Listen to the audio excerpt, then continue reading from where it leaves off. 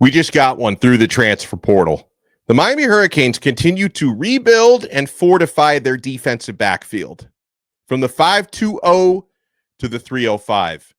Emmanuel Karnley, welcome to the U.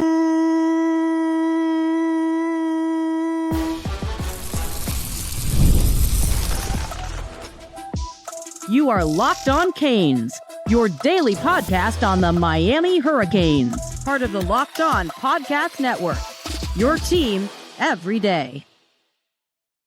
I am Alex Donno, University of Miami alumnus, co-host of Locked On ACC, and writer for Canes County at Rivals. And thank you so much to the everydayers for making Locked On Canes your first or second or third listen today and each and every day. We're available free wherever you get your podcasts. We're free on YouTube. We're part of the Locked On Podcast Network, your team every day. We'll talk about Miami's transfer portal class so far. It's small, but it's high quality. We'll talk about the depth in the defensive backfield because on paper, that unit is starting to look pretty upgraded compared to this season. And we all know Miami needed to make upgrades and changes to the defensive backfield, and they are doing that. So let's talk about the newest Miami Hurricane. We find out this afternoon, day after Christmas, happens to be my father's birthday. Happy birthday. And it's Boxing Day for those who celebrate. The Hurricanes receive a transfer portal commitment from former Arizona cornerback Emmanuel Karnley. And Miami lands Karnley over Michigan and Ole Miss. Those were the primary competitors. And I know those other schools really wanted him, specifically Michigan. As I've been following Karnley's portal recruitment over the past couple of weeks, a lot of Wolverine content creators have been putting out articles and videos about wanting to grab Emmanuel Karnley. This is an intriguing player. And I find Karnley especially intriguing for a couple of reasons. Number one, he's got 3 years of eligibility left. And I like the way Miami is mixing that up with the defensive backs that they're bringing in. Because you get Charles Brantley, who we'll talk a little bit more about, who's also transferring from Michigan State to Miami. In him, you get an experienced cornerback who could start or provide quality depth either way, who is on his last ride. Super experienced, one more year. He can help be a leader in that room. And then you also get the likes of Zechariah Poyser, who's got a ceiling that's just incredibly high at safety out of Jacksonville State, who's got 3 years of eligibility left. And in the cornerback room, you get a player like that who's got a ton of potential in Emmanuel Karnley, who's got 3 years of eligibility left coming out of Arizona. He's originally from California, so he comes over from the west side of the USA down to the 305. And the other thing that I find intriguing about Karnley, aside from his 3 years of eligibility left, this is a player that hopefully can grow and develop in Miami's defensive backfield. Oh, I love his size. I love his size and I love his length. 6'3", 185-pound corner. We know Miami likes as often as they can to bring in those long corners, and Karnley fits that mold. Now, this is a player who will require some more development because we'll talk about him. He didn't have the highest grades this past season, and Arizona's pass defense was not all that good. But some stats that we do like on Emmanuel Karnley. He had 16 tackles, 5 pass breakups in 10 games this past season. He was a redshirt freshman for Arizona. He's 2 years out of high school because his first season, 2023, did not play in any games. He preserved his red shirt that year. He did play in 10 games and played pretty well this past season. But again, he's going to require some development. And I think Miami's coaching staff feels he has not come anywhere close to reaching his ceiling yet, and he has the attributes to develop into an elite cornerback. So here's some of the numbers for Karnley. Had a 53.5 defensive grade, 59.5 coverage grade, which are not that great for his grades out there. He played 369 total snaps for the Wildcats, so he got some good experience this past year. But this is a player that, again, the programs that were recruiting him and the evaluations that Miami staff and others were giving on Emmanuel Karnley, they believe he's a player who has not come anywhere close to reaching his ceiling yet. So, you take the grades that he had in coverage this past year. you take those with a grain of salt because this is a player that they really feel can be dynamic. And when I talk about, the transformation, and Miami might not be done bringing in defensive backs, by the way. But when you talk about the transformation, obviously that's a unit that needs more consistency and more depth. And let me also say this for those who are wondering. I don't think this affects Miami's pursuit of Xavier Lucas from Wisconsin. So just so you know, Miami landing Emmanuel Karnley, I don't think is their way of saying, hey, we're not going to get Lucas, so we better grab this. I don't think this was a this or that scenario. I think Miami is also, in my humble opinion, still interested in grabbing Xavier Lucas. But, to my knowledge, maybe the status has changed earlier today and I missed it, but I don't think Lucas has officially entered the portal yet, despite filling out his paperwork and requesting to enter the portal. There are some Wisconsin shenanigans going on, but we expect him to land in the portal. We think Miami would be interested if he were to officially get into the portal. So I don't think this is a this or that situation, because again, we talk about Miami really wanting and needing to revamp their defensive secondary. And Emmanuel Karnley, I think, is a fine addition, but I don't think that this has anything to do with Miami's possible and eventual pursuit of Xavier Lucas. I think they would still go after him if he becomes available. And of course, if he wanted to become a Miami Hurricane. So don't freak out about that if you're thinking about freaking out about that. So when I look at, and let's just focus on cornerbacks for right now, because that's the position that Emmanuel Karnley is going to play. Because I also think it's safety. Miami is doing some good things. I really like Poyser, who we're bringing in, and Zaquan Patterson, who's going to hit his second year next year. I think is going to earn a lot more playing time and could really be one of the next great safeties in the orange and green.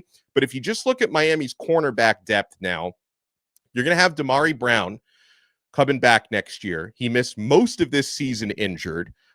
We have high expectations for Brown because he was a player that was really breaking out in spring practice and fall camp. Got injured in the first game of the season, was playing well against Florida before he suffered the injury. We didn't see him again until the Syracuse game. So Damari Brown, fully healthy, knock on wood, next season, is going to either start or compete for a starting job. O.J. Frederick, one of the better stories, true freshman corners, one of the better stories in the entire country, had a phenomenal year. He got picked on a little bit against Syracuse, but true freshman, growing pain stuff. Frederick looks like he's going to be a great one. Already had a really good year as a true freshman at Miami. Charles Brantley, who I mentioned, coming in from Michigan State, one final season of eligibility left. He's graded out very well at corner. He's going to be a starter, if not competitor to start. He's going to play a lot this coming season. Miami also has Ryan Mack, who was a red shirt this year as a true freshman. I believe Mack would have played more if not for the fact that he was battling injury this year. Miami really likes Mack. I really like Ryan Mack. He's going to be a factor in that cornerback room next year. You just added Emmanuel Karnley. You also have Diani Hill coming back next season. Hopefully Hill finds more consistency in the defense.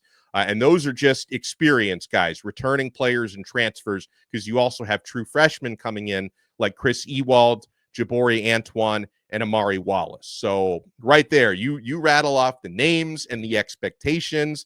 Of course, we actually have to see them prove it on the field, but I'm liking the depth in Miami's defensive backfield a lot more than I did a couple weeks ago. I'll just say that. From National Signing Day to what Miami is bringing in the transfer portal, the cornerback room is looking a lot healthier. And this is one of those things with Emmanuel Karnley, who's coming in.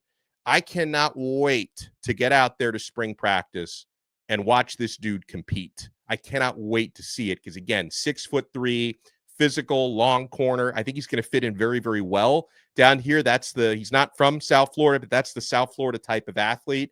Hopefully he comes in hungry, comes in ready to compete and earn some snaps next year. Because, again, with his size and length, the sky is the limit if you can develop him properly. So when we come back, let's talk about Miami's transfer portal class so far, some areas that we're still looking into to identify and address in the portal. Guys, we're not done yet. Emmanuel Karnley is a Cane. I am with you guys on this brand new episode of Locked On Canes. You want to keep it locked. We've been having so much fun with America's #1 sports book. The NFL playoffs are almost here, but it's not too late to get in on the regular season action with FanDuel, because right now, New customers can finish the season strong with $250 in bonus bets if your first $5 bet wins. FanDuel has so many ways for you to pick up a dub.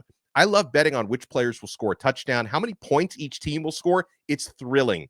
Not only can you bet on who's going to win the game, but FanDuel also has bets and props for things like which players will score a touchdown, how many points each team will score, and so much more. Just visit FanDuel.com to join today. That's FanDuel.com for your chance at $250 in bonus bets. Make every moment more with FanDuel, an official sportsbook partner of the NFL. Folks, we're also proudly brought to you by Game Time. Guys, the prices for Pop-Tart Bowl tickets keep going down on the Game Time app because the prices get lower on Game Time the closer you get to kickoff. I'm looking at $40 tickets to get into Camping World Stadium and watch Miami taking on Iowa State. You can also get awesome tickets to concerts, comedy shows, musical theater. Guys, it's the holiday season. Hopefully you gifted your family and friends tickets through Game Time because they are bringing people together this holiday season. There's other features that I love on the Game Time app, like the new Game Time Picks feature. It's only going to show you incredible deals. It filters out all the fluff, so you can only see great seats. You don't have to waste your time searching through thousands of tickets. I love getting a panoramic view from my seat before I buy, and I love the lowest price guarantee on Game Time, or else they're going to credit you 110% of the difference. So take the guesswork out of buying tickets with Game Time. Download the Game Time app, create an account, and use code LOCKEDONCollege. We'll give you $20 off your first purchase. Terms apply. Again, create an account and redeem code LOCKEDONCollege for $20 off. Download Game Time today. What time is it? Oh, it's game time. Thank you so much for making this episode of Locked On Canes your first listen and your first watch today. We're available free wherever you get your podcasts. We're free on YouTube. We're part of the Locked On Podcast Network. Your team every day. So Emmanuel Karnley has picked Miami over Ole Miss and over Michigan. So the Hurricanes, and again, Miami is replacing Daryl Porter is leaving a gap in that cornerback room, but we like some of the youth there. OJ Frederick, Damari Brown back from injury. Charles Brantley is going to be an experienced guy in that cornerback room. And Karnley has all the potential in the world, man. Again, long corner, 6'3", about 285 pounds, I should say. So hopefully the Hurricanes find one who can really add great depth and physicality to Miami's cornerback room. And he, according to Gabby Urrutia at Inside the U, if you track his visits, he had visited Miami during the first weekend of the transfer portal. I remember covering that visit. That was after spending some time in Oxford. That's where Ole Miss is, Oxford, Mississippi. This past weekend, he visited Ann Arbor, Michigan. So even with the Michigan visit being the last one, he still ends up committing to Miami. He's the number 6 cornerback in the transfer portal class, which is pretty darn good. He's the number 68 player overall. So again, like we talk about, he didn't have the best Pro Football Focus grades this past season, but everyone seems to agree that Emmanuel Karnley is a lot better than those stats may have shown, and he's got a lot more potential than those stats may have shown. So this is a nice addition to the Miami Hurricanes defensive secondary. All right, so we look at what Miami has brought in so far. The other 4 players that Miami has added through the transfer portal, like this one, all have 4-star averages. Miami has one of the top, when it comes to quality over quantity, one of the top transfer portal classes in the country. Charles Brantley, experienced corner. Miami has added Zechariah Poyser, who is the second-ranked safety in the transfer portal out of Jacksonville State. Defensive tackle David Blay, who everyone seems to love from Louisiana Tech. I can't wait to watch him play. He's very disruptive from the interior, 6.5 sacks this past season. And Miami, of course, adding the 4-star receiver transfer, CJ Daniels out of LSU. And that's I don't think Miami's done at receiver, by the way, because, we're of course losing Xavier Restrepo, losing Jacoby George, probably losing Sam Brown. I don't think he's 100% decided, but he seems to be indicating he wants to try to go pro. And of course, Miami has lost Isaiah Horton, who is officially transferred to Alabama. So we like some of the young receivers. Like we want to see the young guys play a lot more next season, from JoJo Trader, Nye Carr, Chance Robinson. Ray Joseph. Hurricanes have some talented freshman receivers coming in this year as well. Malachi Toney, Dalen Upshaw. Can't wait to watch these guys play. We could probably use another player. We're awaiting a decision that's going to come sometime after the new year from former NC State receiver Kevin Concepcion, KC.